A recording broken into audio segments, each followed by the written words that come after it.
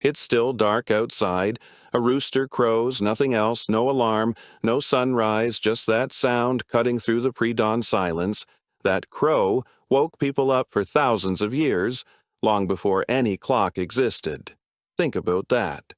Every morning, without fail, before your coffee brews or your phone buzzes, that bird already knew it was time. For most of human history, roosters were the alarm clock. Vermont farmers, Texas ranchers, they set their working day by that crow. The obvious explanation seemed completely airtight. Sunlight reaches the rooster's eyes, the bird wakes up and announces the new day has begun. But scientists kept noticing something off.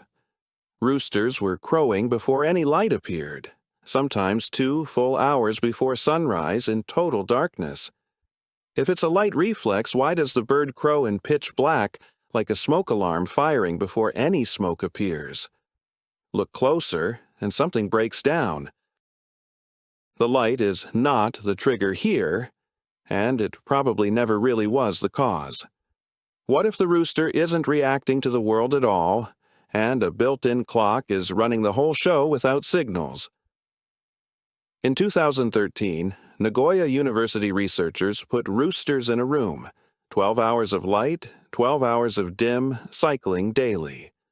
The birds adapted fast, crowing right before the lights came on each morning, consistent, precise, like any reliable alarm clock ever set. Then the team cut all cycles and held roosters in constant dim light, no sunrise, no sunset, no variation for several weeks. The roosters kept crowing. Same time, every day, 0 external cues. The light cycle was completely gone, but the schedule was not. Think of a phone update set for 3 a.m. Screen on or off, awake or asleep. At 3 a.m. exactly, it runs. The rooster's body works the same way. A timer is built into its biology, and that timer does not wait for permission. Farmers noticed this for generations without having a name for it. A rooster, locked in a dark barn, still crowed exactly on time. They were right, just not how they pictured it. The rooster doesn't sense the sunrise coming. It anticipates it. That difference matters. This pattern is too consistent to dismiss. Every rooster, every morning, right on schedule. Even sealed away from natural light. Not coincidence. But here it gets strange. 2 roosters in the same dark room, and they still do not crow at the same moment. The Nagoya team found it was never random which bird went first. Always the same rooster, the alpha, every single time. Every flock has a strict order. The alpha owns the first crow, a claim on territory, resources, and status before any light. Second in rank waits for the alpha to finish. Then crows. Third follows. Fourth follows. A strict roll call, conducted entirely in the dark. In 1994, an Iowa farmer documented this after his alpha rooster was caught by a fox the evening before a normal morning. Next morning, bird 2 stepped up and crowed first. No hesitation. The hierarchy shifted overnight. The alarm still ran exactly on time. Scientists call this a circadian rhythm, a biological clock on roughly a 24-hour cycle, encoded into the DNA of most living things. Humans carry one too. It explains jet lag, why you feel drowsy at the same hour nightly, and why shift workers genuinely struggle. But circadian rhythm does not explain why dawn. Hens have the same clock, yet hens never crow. Something else sets the when. Different models describe this differently, and none fully close the case.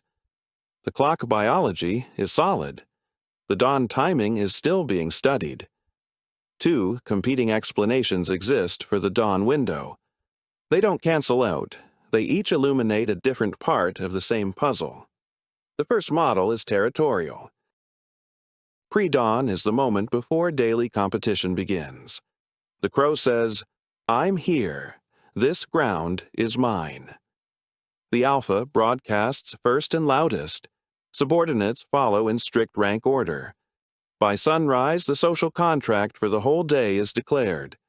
The second model's about acoustics. Cold pre-dawn air is denser. Sound travels farther and cleaner at 4 a.m. than at noon. Crowing before sunrise may be the optimal broadcast window. Maximum range, minimum interference, before heat and noise take over the surrounding landscape. Both models hold. The first explains who crows and why order matters. The second explains why pre-dawn silence is when the signal goes. But both leave gaps. Roosters also crow at noon, mid-afternoon, even midnight. Neither dominance nor acoustic theory fully explains those off-schedule crowing moments. Neither explanation fully resolves the picture. Pre-dawn crowing is hardwired and consistent. Off-schedule crowing is equally real, and still not completely explained. Even in isolation, no birds, no light shifts, no outside sound, a rooster still crows at the same time every morning. So, look at that rooster on the fence post one more time. What you're seeing is a biological clock, a social hierarchy, and an acoustic strategy, all firing together every morning before the world is awake. At Amazing, nearby, we explore what looks ordinary until it stops being simple. If this one surprised you, hit like and subscribe. There's a lot more where that came from. Thanks for watching. Stay curious. We'll see you in the next one.